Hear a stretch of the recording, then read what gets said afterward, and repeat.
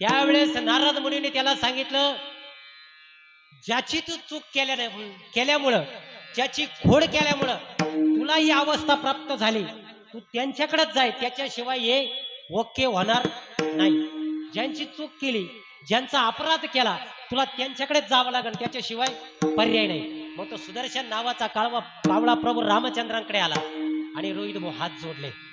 देवा, तुम्ही भक्ताचे तारणहार आहात, तुम्ही शरणागत आलेल्याला शरण देतात. जीवनामध्ये शरणागत आलेल्या माणसाला शरण द्यावी. तुम्ही शरणागत आलेल्या माणसाला शरण देतात. मी चुकलो देवा, मला माफ करा. प्रभू रामचंद्रांनी सांगितलं, माझ्या धनुष्यातून निघालेला बाण पुन्हा वापस येत नाही, नका ना देवा, देवा माझे प्राण रक्षा. त्यावेळेस प्रभू रामचंद्रांनी सांगितलं, माझ्या धनुष्यातून सुटलेला बाण परत येणार नाही, पण बाणाला सांगितलं, तू याचं प्राण घेऊ नको, पण एक काम कर, याचा उजवा डोळा फोडून टाक. कावळा गायावाया करायला लागला, देवा उपशाप द्या. बाणाला सांगितलं, याचा उजवा डोळा फोड. तेव्हापासून कावळ्याला एकच डोळा आहे, त्याचा उजवा डोळा फोड. उजवा डोळा फोडला गेला. कावळ्यानं उपशाप मागितला. देवाने सांगितलं, काळजी करू नको, तुझा एकच डोळा दोन्ही बोबळामध्ये फिरल. म्हणून कावळ्याचा एकच डोळा दोन्ही बोबळामध्ये फिरवतो. आपण काय कावळ्याच्या नजरेचा आहे, म्हणून कावळ्याचा डोळा एकच डोळा दोन्ही बोबळामध्ये फिरतो. आणि देवाने सांगितलं, तू सीता मातेशी लगट केली, सीता मातेचं चुंबन घ्यायला धावला, आयुष्यभर तू विष्ठाच ग्रहण करशील आणि पक्षामध्ये कनिष्ठ गिनला जाशील. म्हणून कावळा पा विष्ठाच आणि पक्षामध्ये सर्वात कनिष्ठ. तो परत गायावाया करा, देवा असं नका करू, एवढा अन्याय माझ्यावर करू नका. तेव्हा देवाने सांगितलं त्या सुदर्शन गंधर्वाला, पण एक, तू एवढी गायावाया करतो ना, एक होईल. मेलेल्या मृतात्म्याला जेव्हा पिंडदान करतात, तेव्हा तुझा काकस्पर्श झाल्याशिवाय त्याला गती मिळणार नाही. म्हणून डाव्याला कावळा शिवतो, बाकीचे पक्षी काय मजाले कोणाची यायची. हे शास्त्र आहे महाराज. आता काही म्हणतात, हे काय असं नाही महाराज. म्हणून ह्या विधी लावून दिलेला आहे. आणि 13व्यापासून सौम्यपूर, नगेंद्र भवर, गंधर्वपूर, क्रोचपूर, कुरपूर, भवतपूर, नानकपूर, सुतप्त भवन, असे 16 भवन आणि 84 लक्ष नरक यातना भोगीत तो देह मेलेला जो जीवात्मा असतो, शेवटच्या 12व्या वर्षाच्या शेवटला बहुभीतीपुरापर्यंत बच्चू काका आलेला असतो आणि शेवटाला धर्मभवनाला जातो आणि तिथून त्याचा पिंडदेव हातभाराचा गळून पडतो आणि त्याच्यानंतर त्याला अंगठ्या एवढा देह मिळतो. अंगठ्या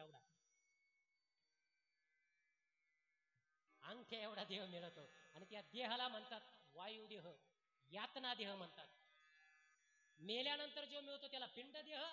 वर्ष श्राद्धानंतर हातभाराचा पिंडदेह गळून पडतो. त्याच्यानंतर जो मिळतो त्याला म्हणतात यातना देह, अंगठ्या एवढा.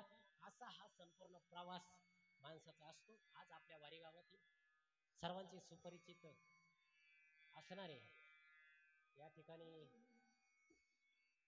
कैलासवासी सौ ताराबाई भास्करराव गोडसे यांच्या प्रथम वर्ष श्राद्धानिमित्त असणारी कीर्तन रूपी सेवा.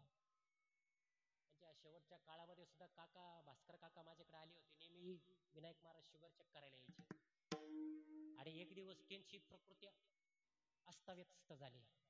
त्यांचे 2 पुत्र सुद्धा बाहेर जॉबला आहे. शुगर असल्यामुळे शुगर केव्हा पण कमी जास्त होती. म्हणून आई साहेबांनी मला फोन केला. मी 2-3 मिनिटाला तिथं होतो. अण्णा भाऊंचा सुद्धा फोन आला आणि त्यावेळेस परिस्थिती अशी होती की काकाची प्रकृती इतकी का त्यावेळेस असं वाटलं की काय होईन काय नाही, इतकी काकांची प्रकृती होती. पण म्हणतात ना, ही जी स्त्री भगवंतानी पाठवली ना महाराज, ही आई पण असती, माता पण असते, बायको पण असते, लेक पण असते महाराज. आई सारखं काकांना जीव लावलं आणि त्यावेळेस असं वाटत होतं काका जगतील का नाही, पण काकांना जगवलं आणि त्या माऊलीनं आकर्षात श्वास घेतला. म्हणून आईचे महाराज,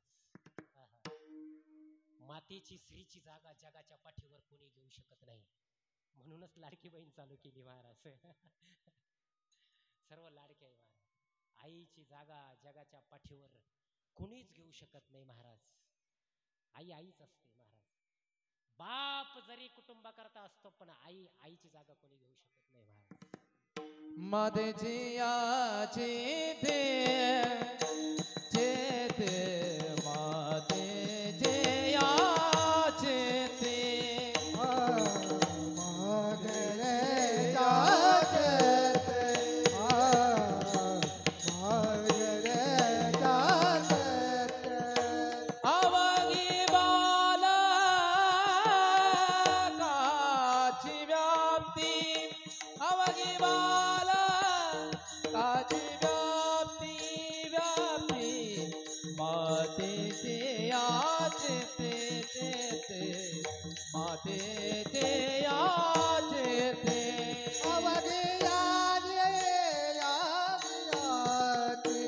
अवधी बाळ